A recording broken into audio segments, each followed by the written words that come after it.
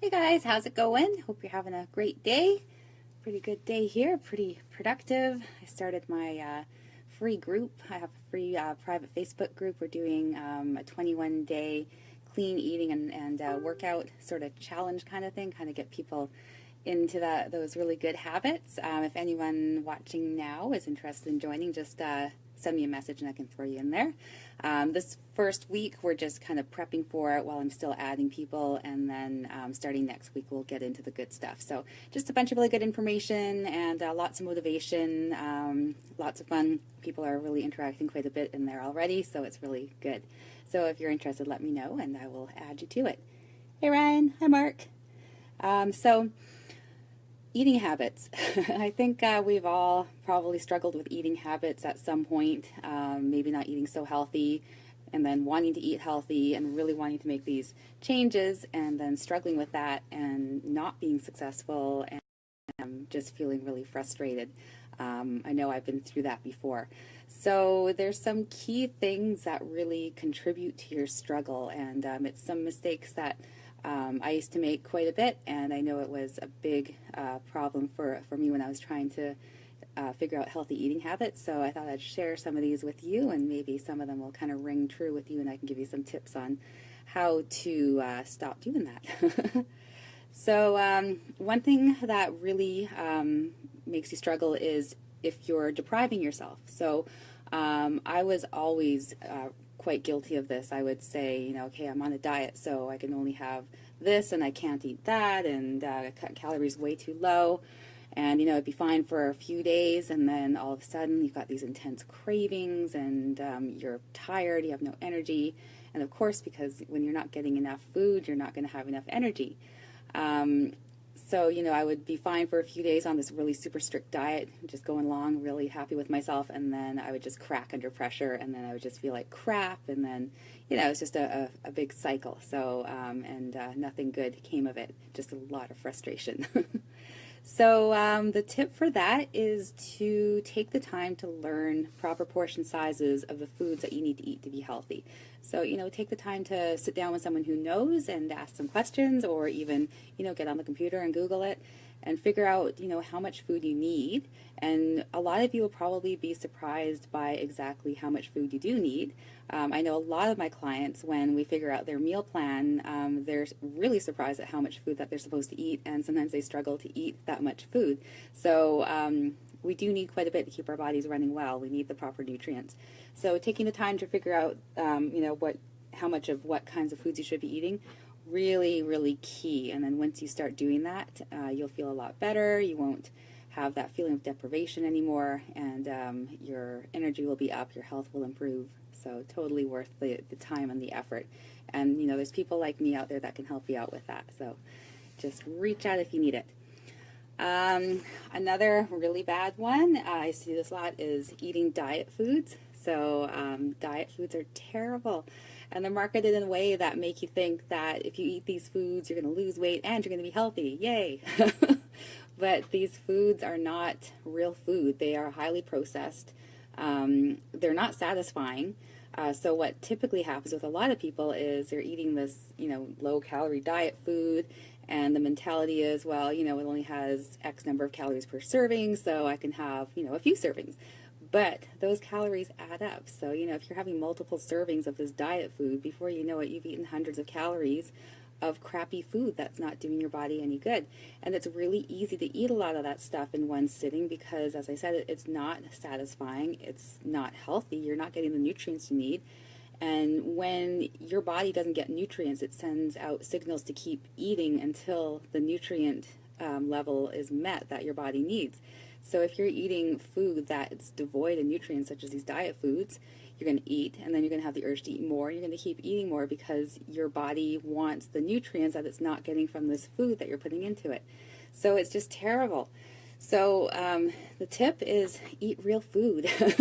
So, stay away from the things that are diet, whatever, or low cal or low fat or fat free or whatever. Those are not really foods. They are highly processed, like frankenfoods, and they don't belong in your body. So, look for real foods that you enjoy and eat those. And, you know, if it's real food and it's healthy and full of nutrients, you're not going to end up sitting down and eating a whole bunch of it because you won't feel the need to do that. You'll actually feel satisfied. Another one is not being prepared. So having healthy foods on hand is key, and leaving the junk at the store.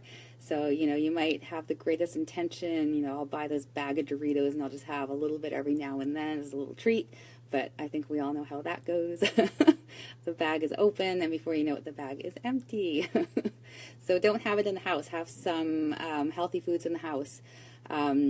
And then when you need it, it's there and it's handy. So, you know, whatever you have sitting in your pantry, in your kitchen, that's what's going to end up in your body. So look for some healthy snacks and healthy foods that you enjoy, and there's lots of them out there. So, you know, like fruits. Fruit is great. Pre-cut vegetables, so it's handy. Nuts, seeds, hummus. You know, there's so many different really healthy foods that are high in nutrients, high in fiber, high in good fats, and they're going to, you know, give you energy, they're going to fill you up, you're going to feel good. So, or even, you know, for breakfast, you know, having lots of different choices for breakfast, easy choices for breakfast, because I think we all have those mornings where we wake up a little late and we're running and we're in a rush, and it's like, okay, no time to grab anything to eat, so you figure you'll stop at a cafe or whatever and you'll grab something, and it'll probably be unhealthy. So if you have stuff at home that's easy to grab, you know, almonds are great. A really good healthy shake, just make sure it is a healthy shake, just something that's easy to grab and go. So have those on hand so that you are prepared. And then the last one is that all or nothing attitude, and I am so guilty of this one. So when I was trying to lose weight, I was either on a diet or I was very much off that diet. So, and for me, when I was on a diet, it was a very strict diet, and I would be too strict, and then you get those cravings, and you cave into that craving, and you have, like, you know, something that you know you shouldn't have ate, and then my thinking was, well, you know, I already ruined it, so I might as well really ruin it, and you end up binging, and it's just a really vicious cycle, and you feel like crap about yourself, and your energy is bad, and it's just a bad thing to get into. So got to let go of that all or nothing attitude, and stop looking at food as either good or bad. That kind of really puts it into a negative light. You know, it's possible to have a healthy balance when it comes to food. For the most part, yeah, healthy foods, definitely real foods. But every once in a while, you're going to want to indulge in something. So if you give yourself permission to have that little indulgence every now and then, all of a sudden, it's not going to be something that you're always thinking about and obsessed with. All of a sudden, you're not going to want to have those treats all the time, because you know you can have them anytime. So it's not like, it's kind of a mental game, if you kind of understand what I'm talking about here. Anytime somebody is told you can't have something or you can't do something, they usually become obsessed with that something, and that's all that they can think about, and that's all that they want. So you need to realize that, you know, there can be balance, and food is what nourishes your body and your soul. You know, it's not something that you should be struggling over and fighting with and having, you know, that love-hate relationship with. Really miserable place to be if you are there. And if you are there and you need some help, I'm happy to chat with you, because I know what it's all about. I've been through it, so I get it. And I would love to help you out, because I found a way out of it. So, of course, I want to help you guys. So that's it. Those are my 4 things and some tips to go with them. So, you know, a lot of people struggle with food issues, and a lot of people, I think, feel actually a little bit ashamed about that, and they don't talk about it. You know, you should talk to somebody who has some knowledge, somebody who you trust. I'm happy to be there for you, and, you know, get some help, because once you figure that out and you're no longer struggling with these kinds of issues with foods, like, it's just, you're a lot happier, you know, your energy is better, as I said, and it just really improves your whole life. So, you know, really good to look into that and do something about it for sure. Ryan, you're a very healthy person, in portion control. So you're okay with portion control. You eat lots of awesome food, but had to reduce the volume. Yeah, maybe half a salmon, not a whole one. Yeah, I know what you mean. That's another thing too with healthy food. Sometimes we think it's okay to eat more of it because it's healthy, but not that all calories are created equal, but it is true if you take in more calories than you are expending, then that could lead to weight issues. So yeah, that's why I like people to go to portion control every now and then, like not all the time. You don't need to be measuring and weighing everything all the time, but it's kind of nice every once in a while to take, you know, a few days or maybe even a full week where you are measuring and weighing things.